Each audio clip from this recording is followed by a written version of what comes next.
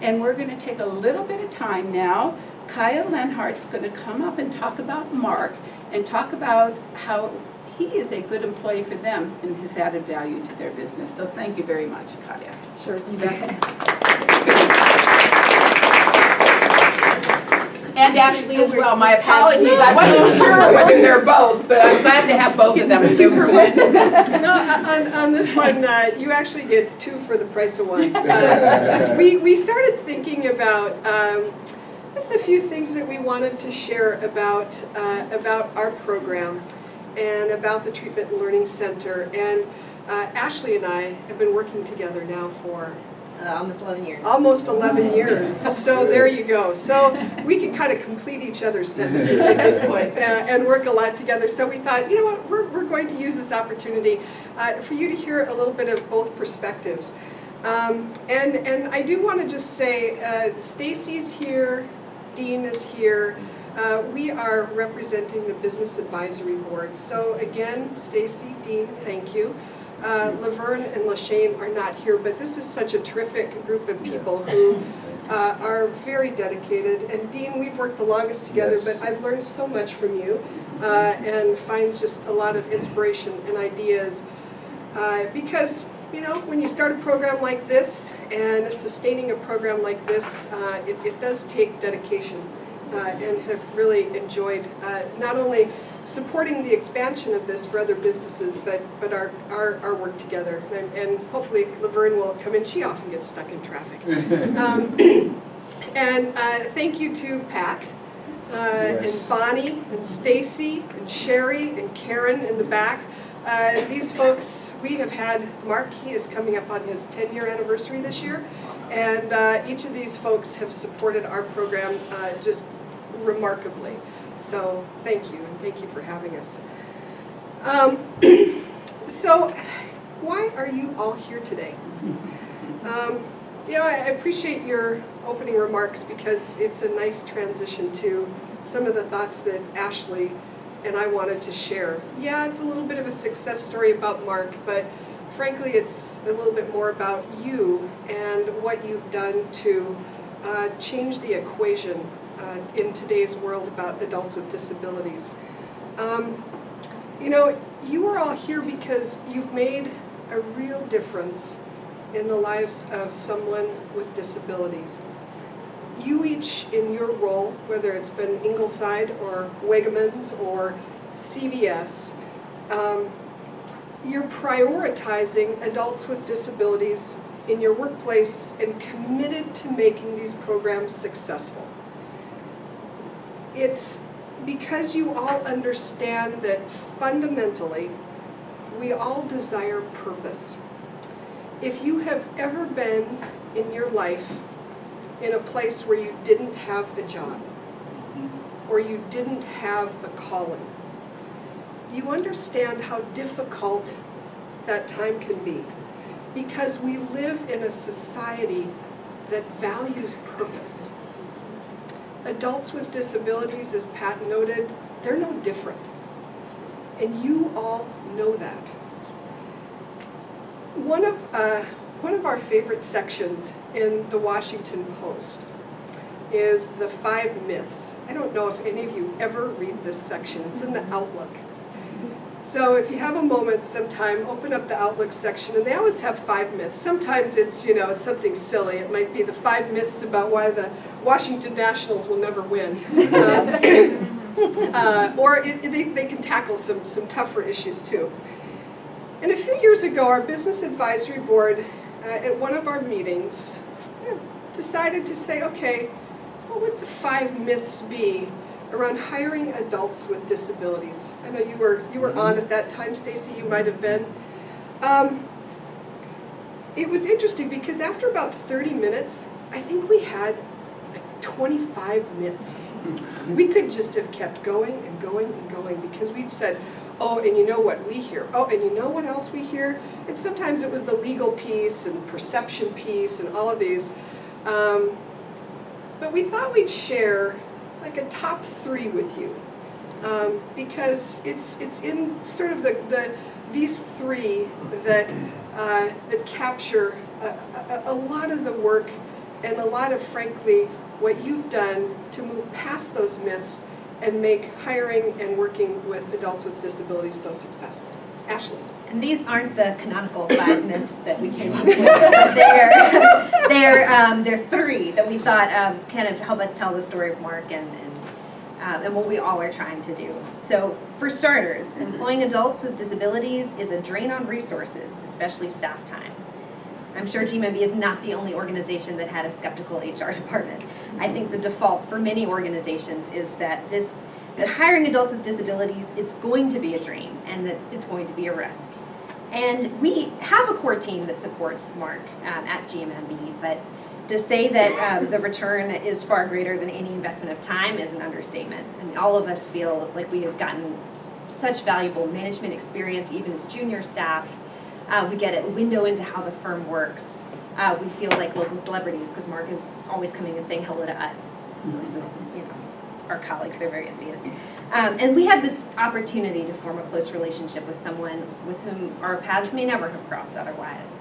And hear his perspective on his life and watch him grow, and which is something that I could not even begin to replace. And we try to share that experience with other people. Recently, we had a lot of new staff coming on as junior level as assistants, and so we had a piece of lunch for everyone so that they would get a chance to meet Mark and hear from him what his jobs are and what his favorite sports team is in the metro area, and it was a really valuable experience because it gave them a chance to see what we've spent 10 years getting to experience with Mark, which is his personality and just what he brings to the office. Yeah, and we share this because it's such a relevant, timely conversation that we had. I'm literally walking out of that pizza party, and we had about 20, 25 young people there, and one of them turned to me and said, I've worked at a number of firms in the DC area. Everybody talks a good talk about diversity and inclusion and finding a way to make that matter. And you guys walk the walk. This has said more to me about what Gmmb is and who you are than the website, than any of the conversations I've had. And I'm just so excited to be here. So when we talk about that, it's a drain on resources, not only does it provide all the valuable opportunity to mentor, for staff to learn, to connect across the firm or the organization, nonprofit, for-profit, it doesn't matter. It is that way of showing what kind of place you are and who you want to be and how, frankly, you retain employees. In fact, there's a recent study conducted by the Institute for Corporate Productivity that found that hiring individuals with intellectual and developmental disabilities adds highly motivated people to the workforce and promotes an inclusive culture that appeals to the talent pool organizations want to attract. And it's definitely true. Even people who have left Gmmb, the first question they ask when they come visit us is, "How's Mark?" We're all fine. Myth number 2 is that we do this just because it's the right thing to do. Each of you have come to this community of employers for different reasons. Perhaps you have a family member with disabilities, or were finally persuaded by Pat on the wonderful TLC team, or maybe someone at church or temple approached you. You might have inherited this program from a colleague.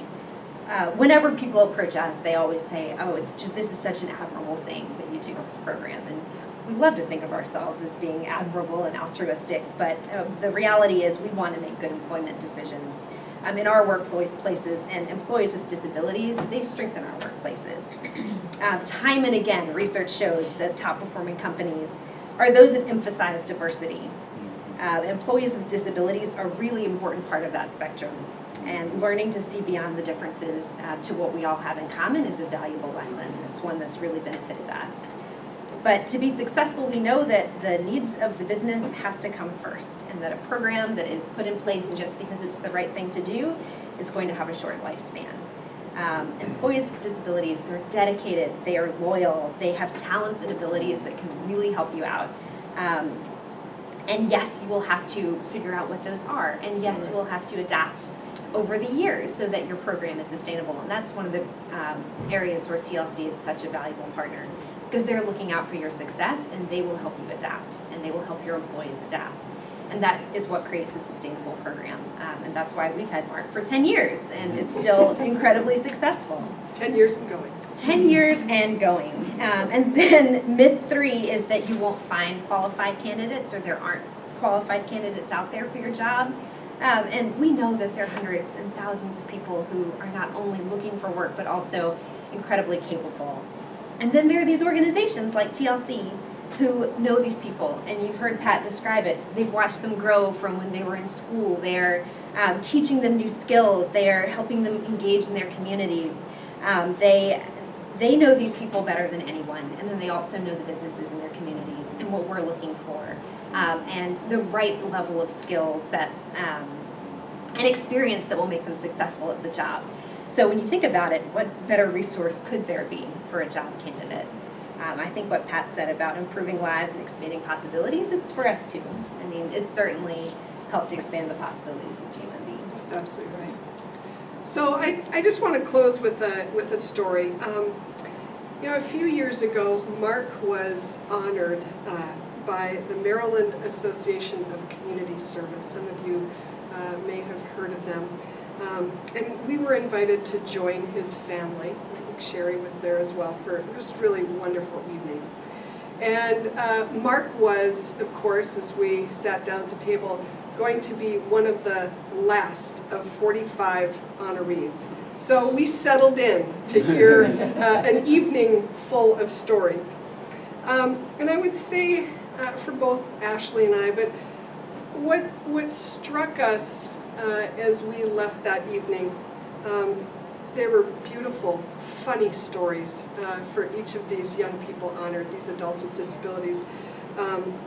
Stories about them succeeding in the workplace, all the gifts that they've given to their communities over the years was at once both, I would say, very heartbreaking as well as inspiring.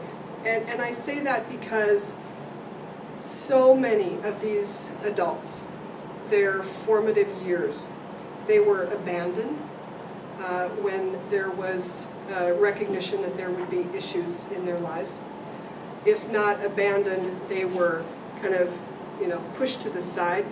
They received negative family messages. Often they received negative messages at school, whether that was teachers, peers, other children. And more frequently than not, through that night, the people that got up to stand with these individuals, these adults with disabilities, and they had an age range of 20 to 60, were their employers. And that really stuck with me that night. It was the employer that those young people had asked to be there that night.